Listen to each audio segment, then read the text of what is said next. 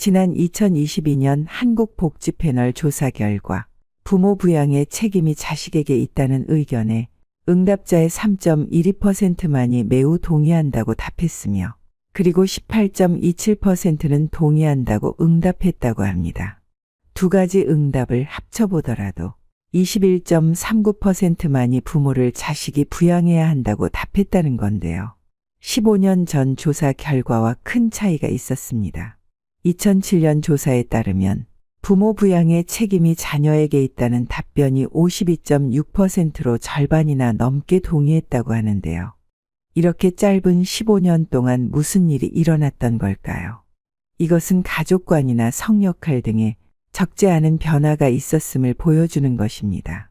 노인이나 자녀를 돌봐야 하는 부담을 오롯이 가족이 책임졌던 과거와는 달리 사회나 국가의 책임에 대한 인식이 커졌다는 겁니다.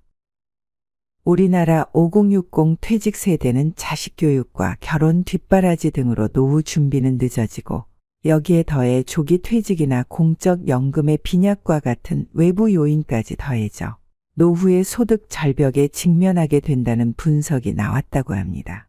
과거 자식이 부모를 부양하던 시기에는 잘 키운 자식이 노후를 위한 일종의 보험이었던 적도 있었는데요. 현재는 자식이 보험은커녕 부모의 노후를 갉아먹고 가난하게 만든다는 분석입니다. 자식 사랑은 내리 사랑이란 말이 있지만 부모 세대의 일방적인 자녀 사랑이 과연 옳은 것인지 고민할 필요가 있다는 지적이 나오는 대목입니다. 은퇴 전문가들은 하나같이 이제 자식은 노후 보험이 될 수 없다며 냉정하게 끊고 내 노후를 준비하라고 말합니다. 오늘은 노후 준비를 더욱 현명하게 하려면 어떻게 준비해야 하는지 말씀드리겠습니다. 영상 끝까지 시청하셔서 노후 준비에 많은 도움을 얻으시고 더욱 편안하고 행복한 노후 보내시길 바랍니다. 올해 63세인 한 중년 남성은 정년인 60살을 넘겼지만 퇴직하지 않고 근무하고 있습니다. 정년 퇴직자와 재계약하는 계속 고용제도를 도입했다고 합니다.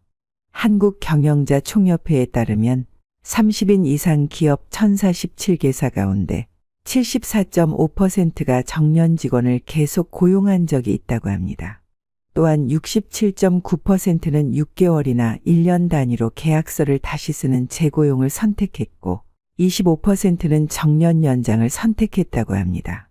재고용 제도는 정년 연장으로 몇 년을 묶어 고용을 보장해야 한다는 부담을 줄일 수 있고 유연하게 기업의 필요에 따라 인력을 운영할 수 있다는 장점이 있기 때문에 훨씬 많은 기업이 선택하는 것으로 나타났습니다.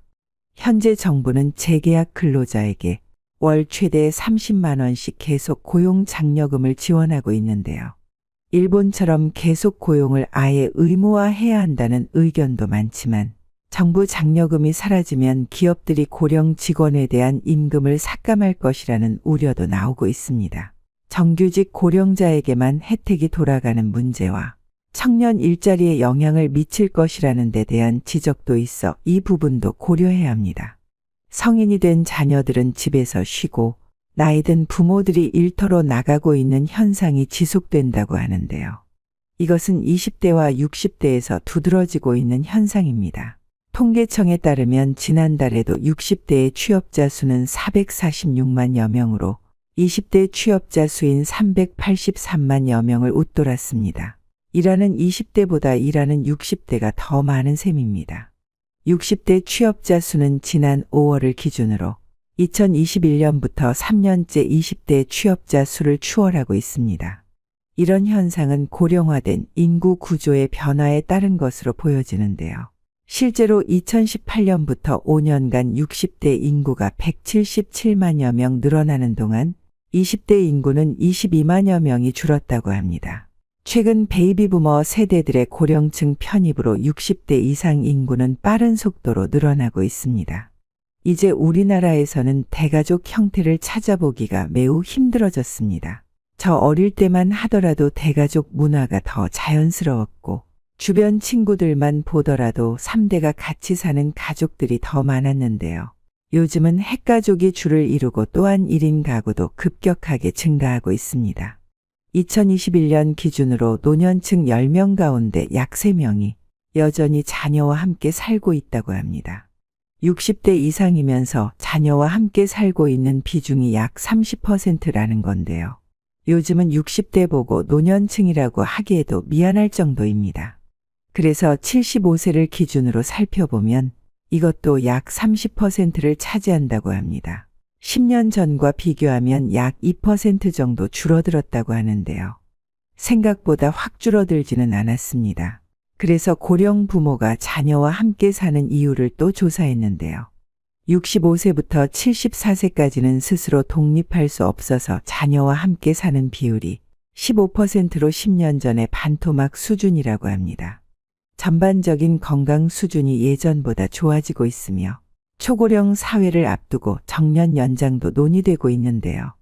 노인들이 일을 해야 하기도 하지만 일을 할 수 있는 노인들도 점점 늘어나고 있다는 것을 보여줍니다.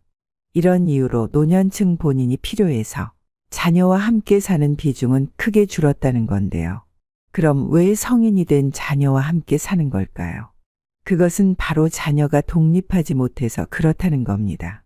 자녀가 미성년자거나 학업 중이어서 그런 경우를 제외한 수치라는데 꽤 놀라운 수치입니다.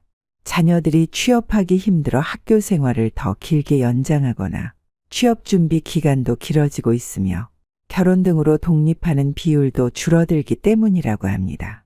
일을 하지도 않고 일을 찾지도 않는 청년층이 늘고 있다는 기사는 요즘 단골 기사거리일 정도인데요. 이런 경우라도 부모와 독립해서 혼자 살기는 힘들 겁니다. 여기에 더해 조부모가 결혼한 자녀들의 손주들을 돌봐주거나 맞벌이 자녀들을 위해 살림을 맡아서 도와주는 경우까지 합하면 약 45%가 자녀의 필요로 같이 사는 비중이 높아진다고 합니다. 예전에는 나이든 부모를 부양하기 위해 부모의 필요에 의해서 자녀와 함께 사는 경우가 훨씬 많았다면 이제는 거꾸로 자녀의 필요에 의해 비교적 젊은 노년층이 자녀와 함께 살고 있다는 뜻이 될 텐데요.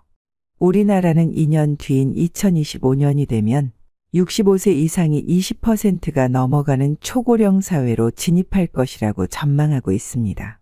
그렇게 되면 우리나라 사람 5명 중 1명은 65세 이상의 고령자라는 겁니다. 특히 그 중에서도 스스로를 돌보고 노동하기가 정말 어려워지는 75세 이상의 연령층이 2037년을 기점으로 전체 고령 인구의 절반 이상을 차지한다고 하는데요. 이제는 부모의 필요에 의해서는 자녀와 함께 살지 않는 만큼 재정적으로 지속 가능한 부양기관이나 시설 또는 커뮤니티 같은 사회적인 시스템이 빠르게 확보되어야 할 것입니다. 이렇듯 세계에서 가장 빠른 속도로 초고령 사회로 진입하고 있는데도 정작 OECD 국가 중 압도적으로 노년층의 상대적 빈곤율이 높은 현실을 뼈아프게 받아들이고 해결책을 찾아나가야 합니다. 노후를 현명하게 준비하는 방법 5가지를 소개하겠습니다. 첫째, 노후 생활비를 계획하라. 노후 생활비는 노후 대비의 가장 큰 고민 중 하나일 겁니다. 따라서 노후 생활비를 계획하는 것은 매우 중요합니다. 노후 생활비를 계획할 때는 먼저 현재의 생활비와 노후에 필요한 생활비를 계산해야 합니다. 이를 토대로 얼마의 돈이 필요할지, 부족하다면 어떻게 수익원을 만들어야 하는지 등을 고민해야 합니다. 생활비에는 주거비, 의료비, 식비, 교통비, 여가비 등을 고려해서 계산하세요. 노후 준비는 빠르면 빠를수록 좋습니다. 둘째, 저축을 시작하라. 저축은 노후 대비의 가장 중요한 역할입니다. 노후를 대비하기 위해 가장 먼저 저축을 시작하세요. 저축을 시작하려면 현재 수입과 지출을 파악하고 가능한 한 많은 돈을 저축하는 것이 좋습니다. 또한 저축할 금액을 미리 계획하고 자동이체나 예금인출 계좌를 만들어 놓는 것이 좋습니다. 다 쓰고 저축하려면 늘 부족하거나 마이너스 인생이 될 수 있습니다. 저축부터 규모 있게 하고 남은 돈으로 어떻게든 생활한다고 아예 딱 결정을 해야 합니다. 셋째, 3층 연금을 챙겨라. 노후에 무슨 돈이 많이 필요할까 생각하신다면 큰 오산입니다. 또한 국민연금만으로 노후 준비가 끝났다고 생각하면 매우 위험합니다. 따라서 국민연금과 함께 퇴직연금, 개인연금을 적극 활용하는 지혜가 필요합니다. 넷째, 건강부터 챙겨라. 노후 생활비를 줄이는 가장 좋은 방법은 건강을 유지하는 것입니다. 노후 생활비의 대부분을 병원에 갖다 줄 수 있으므로 그것을 방지하려면 규칙적인 운동과 올바른 식습관을 유지해야 합니다. 또한 건강검진을 정기적으로 받아 건강한 삶을 유지하세요. 건강한 삶은 노후 대비의 가장 좋은 방법입니다. 다섯째, 사회적 연대를 유지하라. 사회적 연대는 가족과 친구, 이웃 등과 좋은 관계를 유지하고 서로 도울 수 있습니다. 노후의 사회적 연대는 큰 자산입니다. 좋은 관계를 유지하고 사람들과의 교류를 계속해서 이어나가는 것이 중요합니다. 요즘 어른들 사이에서는 3대 바보 시리즈가 유행한다고 하는데요. 첫 번째는 모처럼 노부부가 바람 쐬러 나가려고 하는데 딸에게 전화가 왔다. 엄마 김서방이 어디 좀 같이 가자는데 애들 좀 봐줘. 하면 남편과의 약속이나 친구와의 약속은 금방 잊어버리고 손자 손녀 봐주기 위해 그 약속을 깨는 것이 바로 첫 번째 바보라고 합니다. 두 번째는 우리 이러다 죽기라도 하면 애들 상속세 많이 내면 어쩌지. 그 상속세가 아까워서 미리 재산 다 물려주고 용돈을 다 쓰겠다고 하는 노부부라고 합니다. 이렇게 오래 살 줄 몰랐는데 한 30년쯤 살게 되면 과연 어떻게 될까요? 자식들이 상속받았다고 고마워하며 끝까지 잘 돌봐줄까요? 세 번째는 손자 손녀가 나중에 집에 와서 자고 간다고 하면 어쩌지. 그래서 새삼 그 나이에 집을 늘려가려고 하는 노부부라고 합니다. 설마 우리 주위에도 이런 분들이 아직 계실까 생각하시겠지만 생각보다 많다는 겁니다. 자식 이기는 부모는 없다는 말도 있죠.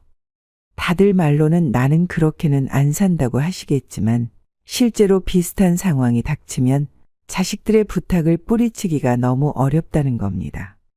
그래서 꼭 기억해야 합니다. 21세기의 부모 노릇하는 우리는 20세기의 부모 노릇한 우리 부모님 세대와는 달라져야 합니다. 자식을 사랑하지 않는 것이 아닙니다. 그러나 그 개념은 분명 달라야 한다는 것입니다. 나의 모든 것을 다 바쳐서 자식 뒷바라지하면 안 됩니다. 반 정도만 뒷바라지하는 데 사용하고 나머지 반은 자신의 노후를 위해 미리미리 준비해야 합니다. 나이 들어서 자식들에게 손 안 벌리는 것이 진정한 자식 사랑임을 꼭 기억해야 합니다. 누구나 나이 드는 것을 피할 수는 없는데요. 그런 만큼 누구나 노후를 어떻게 하면 잘 준비할 수 있는지 고민하고 또 고민해야 합니다. 솔직하게 말하면 고민만 하기보다 지금 당장 대비를 해야 합니다. 부모에게 자식이란 정말 중요한 존재입니다. 눈에 넣어도 아프지 않다.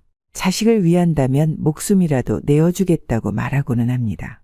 그러나 자식이 다 크면 자식 인생은 자식 인생이고 내 인생은 내 인생입니다. 자식이 내 인생 대신 살아주지 못하고 나도 자식 위해 죽을 수 있다고 하지만 자식 인생 대신 살아주지는 못합니다. 냉정해져야 노후가 조금이라도 편안해집니다. 그것이야말로 나도 살고 자식도 사는 길입니다. 자식들이 왜 이것밖에 안 주냐고 하면 부모들도 할 말은 꼭 하십시오. 노후에 너희들한테 손 벌리지 않으려고 그러니 오해하지 말라고 말입니다. 지금부터는 조금 이기적으로 사십시오. 내가 정말 행복한 것이 가장 우선입니다. 내가 행복해야 주변 사람들에게도 그 행복을 나누어 줄 수 있습니다. 오늘 내용 참고하셔서 더욱 행복한 노후를 준비하시는 데 도움을 얻으시길 바랍니다.